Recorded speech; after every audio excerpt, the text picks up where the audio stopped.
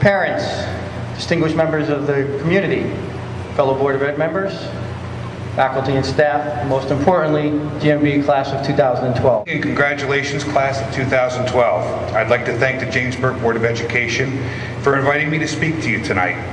I'm honored to have had the opportunity to serve with such good men and women and to work with such an outstanding staff of administrators, teachers, and support staff here in Jamesburg. Tonight marks the end of a journey and the beginning of a new one. You're probably a bundle of different emotions right now. Excitement, anticipation, relief, nervousness, and fear being among them. Believe me when I tell you, your parents are feeling the exact same emotions right now. As parents, we only want what's best for you, and as you begin to spread your wings, we can only hope that we've taught you well and that you'll be the best that you can be. You may not always understand why we do the things we do, and I'm sure you've told yourself 1,000 times that when you have kids, you'll do things differently. Your kids won't have a curfew. If they don't want to do their homework, they don't have to, and they can put whatever they want on Facebook. And you know what? Perhaps to some degree, you will do things differently. We're not perfect, but we love you and have always done our best to teach you and nurture you and prepare you for the challenges you'll face. When I was very young, I would often accompany my dad when he would go to visit the elderly or those who needed help and do odds and ends or mow their lawn for them. I didn't usually do much, but he would task me with small jobs so that I would learn the value of helping others. On one such excursion, we were visiting an elderly woman. I don't remember what we helped her with, but I'm sure she was appreciative because she offered to make us lunch. I couldn't have been more than 5 years old, and I just remember sitting on her back porch that was enclosed and sitting at the picnic table.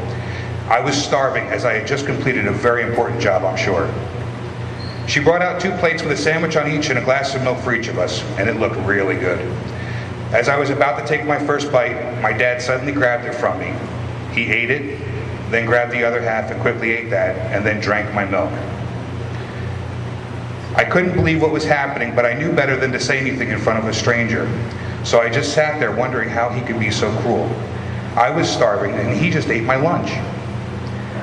The woman saw that my sandwich was gone and assumed I had eaten it and offered me another one. My dad thanked her for the offer and told her I was full.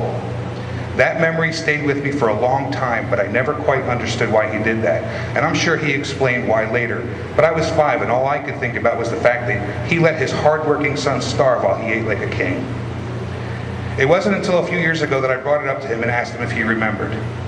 Surprisingly, he did. I asked him why he ate my lunch and left me to watch him while he ate his. He explained that when the woman brought out the sandwiches and milk, he quickly noticed that the bread was moldy and the milk was sour. Not wanting me to get sick and not wanting to embarrass the woman, he ate my sandwich when she wasn't looking. Then drank my milk and did the same with his. He was protecting me while at the same time protecting her dignity. Sometimes we don't know exactly why things happen the way they do. What can seem like a tragedy at the time may actually be a gift. If we complain about what we don't have or what was taken from us, we miss on what we do have and what we've been given. There will be many challenges that you'll face in your lifetime, most not as insurmountable as they may seem at the time you're facing them. We've all faced those mountains, and we've all felt that our world was crumbling around us. But when we took a step back and we saw that the world in fact wasn't falling apart, it was the natural removal of the old to make way for the new. There are mountains and there are stones. If you're always looking and worrying about the mountain, you'll stumble on the stones. My wife and I grew up camping with our families. I like to tell stories. It was only natural that we would want to share that experience with our children. So several years ago, we decided that our family vacation would be to a little campground in upstate New York. We'd stay there for a few days, and then we'd travel back down to New Jersey and stay there for a few days. We had just bought a used minivan and a used Coleman pop-up camper, and were anxious to share our camping experience with our kids. And we chose the first week in July so we could get that extra day in on the 4th. We set out on Friday night and headed north with all the kids and a dog in tow, and it was 4 hours before we got there, and the van was giving us a little trouble as we climbed the mountain to the campground, but we made it. The kids enjoyed it for the most part, but there were no computers and no televisions, and this was before cell phones, so there was some getting used to. We made up scavenger hunts and played games and sat around the campfire, and it was a pretty good start to the vacation, but the kids weren't feeling the excitement yet as we had hoped for. After a few days, we left to go to the next campground. It was the 4th of July, and it was hot. It had to be over 100 degrees that day. We got about 10 miles down the highway and the van decided to overheat. Great. This wasn't turning out to be the storybook vacation that I had in mind. The van needed water, so I pulled off the highway and parked in front of a funeral home. I went in the funeral home to see if they would let me fill a gallon jug with water. When I walked in, there was an elderly woman in a casket. I guess they were getting her ready for her final appearance. I walked past and found a nice man who led me to the sink for water. When I went back outside, I mentioned that there was a dead old lady in a casket. Well, wouldn't you know, each of the 4 kids insisted that they go in and see for themselves. So one by one, I made the trip with a different kid in tow each time. They giggled nervously as they were brought back outside, and I could hear them whispering to each other. We got back on the road a little while later, and didn't get more than a few miles before the van overheated again. This time I was able to pull into a truck stop. I knew this wasn't going to work out as planned, and I was so disappointed that our vacation was ruined. I had so wanted them to share our love for camping and enjoy themselves and make it a good experience. I used the phone inside and called AAA, and they informed me that it was going to be a while. It was a holiday, and due to the heat, there were several people in front of us that needed to be towed. Great. Now we're stuck in a hot parking lot for who knows how long with no place to go, and the kids are going to hate us. I unhitched the pop-up, parked it away from everyone else, and secured it with a lock. I went back to the family and discovered that Brandon was missing. Nobody had seen him, and we each assumed that he was with the other. We were frantically screaming his name and running around looking for him. Now you have to realize Brandon was probably 9 or 10 at the time, and he's slickered and fly guts on a wagon wheel. He's smooth. I decided to check the store, and lo and behold, I found him sitting at the diner drinking lemonade.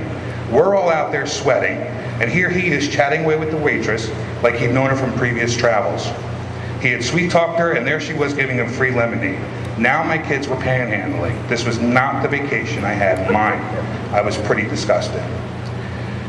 After 3 hours in the heat, the flatbed arrived, but there was a problem. There were 7 of us and no room in the cab for all of us.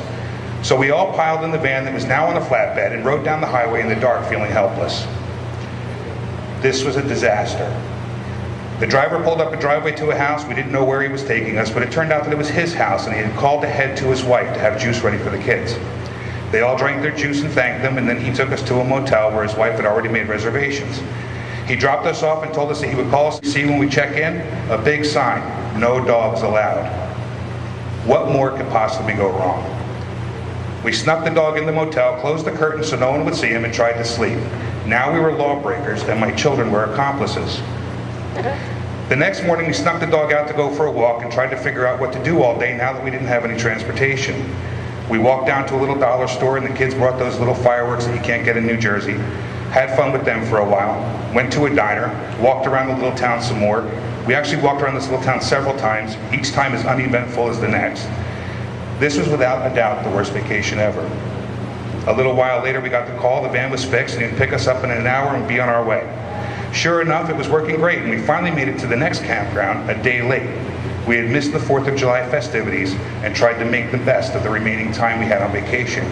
But by now, my wife and I were very disappointed and chalked the whole trip up as a loss. Do you know that to this day, every time we get together with our now grown children, that vacation is brought up as the most memorable and exciting vacation they ever had. They recall every detail, and to hear them talk about it, it makes it one of the most exciting and memorable vacations we all ever had. It's all about perspective. We saw it going one way, yet the kids saw it going another way. To them, it wasn't about preconceived notions in their minds. It was about what had transpired, and to them, it was just awesome. If we plan everything to be precise and exact, we may be disappointed. But if we take what we're given and enjoy what we have, then we'll never be disappointed. A favorite quote of mine is, "A bend in the road is not the end of the road unless we fail to make the turn."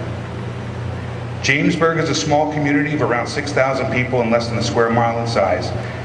But I've always said that what we lack in size, we make up for in our people and our community. We're very fortunate to have caring leaders, neighbors, teachers, and role models who care about you and will always be here for you. I want to congratulate you once again for tonight's achievement. You're moving on to new and exciting things, and we're so very proud of you. You'll always face difficult situations in your life, but you'll get through them. You're not alone. You're from Jamesburg. You'll never be alone. Thank you.